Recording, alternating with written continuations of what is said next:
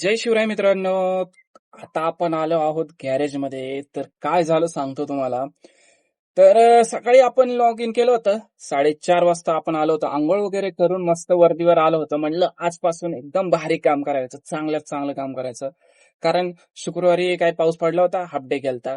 आणि शनिवारी परत हाफ डे, रविवारी पूर्ण दिवस सुट्टी. म्हणलं अरे आता काम केलं पाहिजे आणि भरपूर खर्च झाला, पैसे कमवायचे, भरपूरच कामं आहेत आपली पेंडिंग. तर म्हणून मी सकाळी लॉग इन केलं. 4:30 वाजता उठलो होतो. 4 वाजता मस्त आवरून बिवरून आलेलो. ट्रिप पडायला जवळजवळ तुम्हाला सांगतो 5 वाजल्या. ओला होता आणि उबेर होतं. रॅपिडो पण ऑनलाईन आलो होतो. तिन्ही ऍपमध्ये काही ट्रिपा पडत नव्हत्या. हा, उबेरला पडत होत्या लांब लांब पिकअप. आणि ओलाला मी लोकेशन चेंज केलं, थोडंसं पुढे जाऊन थांबलो. ओलाला पडली बानेर, मी उचलली. म्हणलं चला बरं झालं.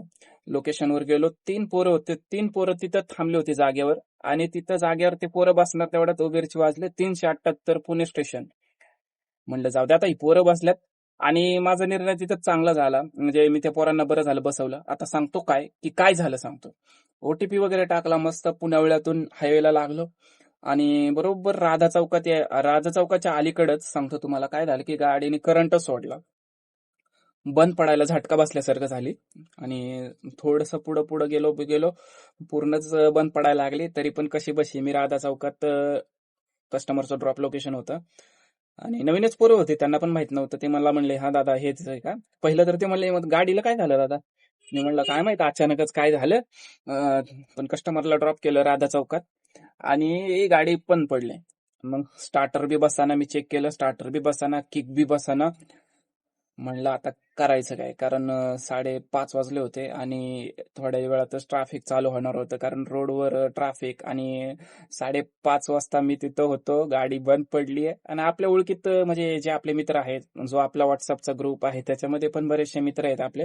पण ते सगळे लांब लांब राहतात आणि थोडे उशिरा लॉग इन करतात, 8, 8:30, 9 अशा वेळेस. आणि आपण एकटा 5:30ला, मग कोण येणार तरी कोण होतं. मला आलं टेन्शन. आणि मी जर माझं टेन्शन असं, गाडी बंद पडली ना मध्ये आधी कुठं, मला सुचतच नाही, काय ब्लँक होतो टोटल मी. तरी पण मी बघत होतो इकडं तिकडं, गाडीला काय झालं का चेक करत होतो.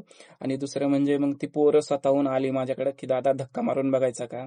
मी म्हटलं हो दादा बरं झालं. मग गाडी थोडीशी मागं घेतली, थोडीशी चढावर घेतली. आणि तिथूनच त्या मुलांना म्हटलं दादा धक्का मारा थोडं. त्यांनी ढकलली जोरात.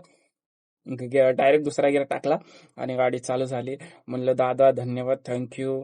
माझे कुठेतरी चांगले कर्म होते म्हणून हे पोरं मला भेटली, स्वतःहून आले की दादा धक्का. कस्टमर बरं का, कस्टमर स्वतःहून धक्का मारला आपल्या गाडीला. आपण गाडी चालू केली.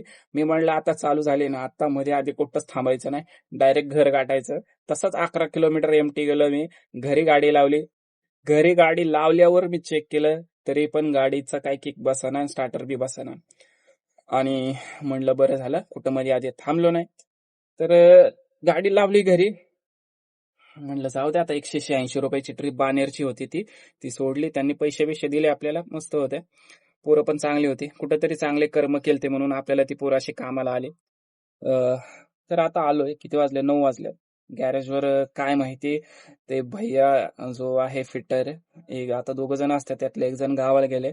आणि जो दुसरा आहे तो आला पाहिजे. नाहीतर तो जर आला नाही तर मग ते इथं आज पण अडकलो. कारण सोमवारी इथं चाफिका चौकात एक मोरिया फिटरवाला आहे, मोरिया वॉशिंग सेंटर, ग्रेसिंग, आणि तिथं फिटर असतो.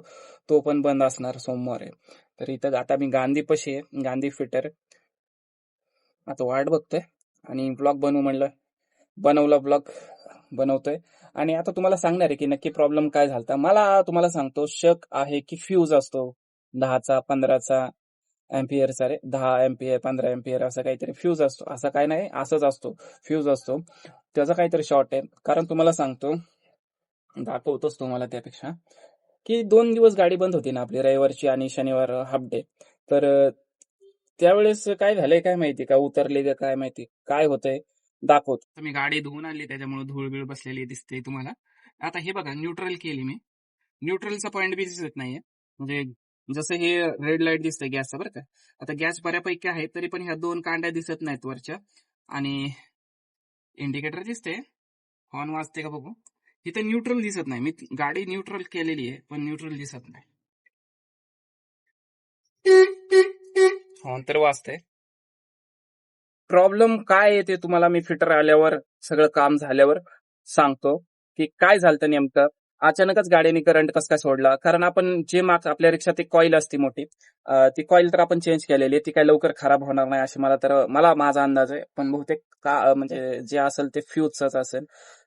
जर फ्यूज गेला असेल तर काय होतं सांगतो तुम्हाला. गाडीचं करंट सोडून देते. वायरिंगला म्हणजे ते करंट राहत नाही. बॅटरी खराब होऊ शकते, बॅटरी चार्ज होत नाही. अजून ही छोटी-मोठी कारणं आहेत. तरी अजून सांगतो तुम्हाला थोड्या वेळाने. फिटरची वाट बघूया आणि बघूया काय होतं ते.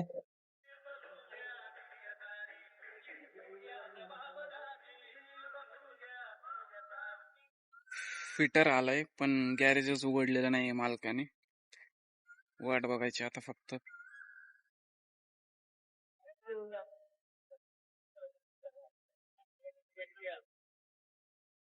फायनली आपलं काम झालेलं आहे आणि काम काय निघालं होतं तुम्हाला सांगतो. ते फ्यूज तर आपण टाकले सगळे चेंज केले. त्यातलं न्यूट्रल का दाखवत नव्हतं कारण त्याचा एक जो बल्ब असतो तोच गेलता. तो बल्ब पण टाकला. दुसरं म्हणजे आपण हे टाकलंय प्लग टाकलाय, प्लग कॅप टाकली. दुसरं म्हणजे ऑइल चेंज केलं कारण ऑइल नव्हतं आपल्या बिलकुल गाडीत आणि इथं मला दाखवत पण नव्हतं डॅशबोर्डवर की ऑइल नाहीये गाडीत. म्हणलं ऑइल चेंज करावं. ऑइल चेंज केलं. प्लग टाकला, प्लग कॅप टाकली आणि दुसरं म्हणजे सगळ्यात मोठा प्रॉब्लेम आहे गाडीमध्ये सध्या ब्लॉक पिस्टनचा. ब्लॉक पिस्टन वीक झालेला आहे आणि त्याची कॅपॅसिटी संपलेली आहे. आता ते मला कमीत कमी 5-1 दिवसात ते टाकावं लागणार. आता जोपर्यंत चालते तोपर्यंत चालवतोय आणि मग डायरेक्ट टाकून देऊ नवीन ब्लॉक पिस्टन. कारण 7 वर्ष झाली गाडीला. 7 वर्ष होऊन गेलेले आहेत. ब्लॉक पिस्टन आपला गेला नव्हता. आणि मी दरवेळेस काय करायचो की साफ करायचो. ते कार्बन जमा झालेलं असतं. साफ केलं की ते चालायचं चांगलं.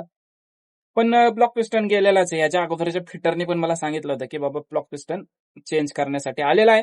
तर ठीक आहे जाऊ द्या.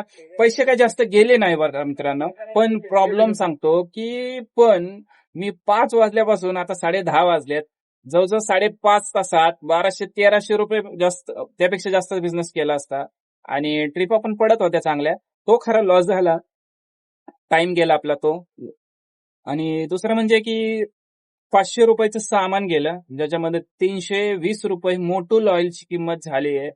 320 आणि बाकीचं किरकोळ प्लग वगैरे ते की प्लग कॅप, अजून काहीतरी बॅटरीचं पाणी. हां, बॅटरीचं पाणी पण चेंज केलं. भरपूर पाणी कमी झालं मित्रांनो, बॅटरीचं पाणी बघा. नाहीतर चांगली बॅटरी खराब होते पाणी नसल्यावर बॅटरीचं. तर सगळं केलं. ₹500 सामानाला गेले.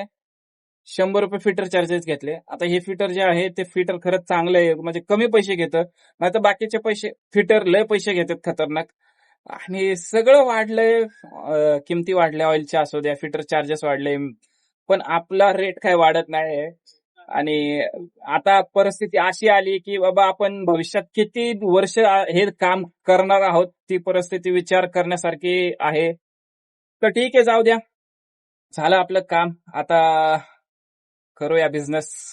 आणि एक ट्रिप तर सकाळी मारली होती ₹180 ओलाची. आता आता परत चालू केलंय उबेर आणि ओला. तर वाट बघतोय आता ट्रिपची. इथं बसलोय झाडाखाली मस्त. ट्रिप पडली की घेऊन जातो. तर धन्यवाद मित्रांनो. ब्लॉग कसा वाटला नक्की कमेंट करून सांगा. आणि ह्या ब्लॉग मार्फत तुम्हाला कळालं की गाडीचा कुठला प्रॉब्लेम होतो, काय करू शकता तुम्ही आणि काय करायचं ते पण तुम्हाला कळालं असेल. तर धन्यवाद मित्रांनो. जय महाराष्ट्र.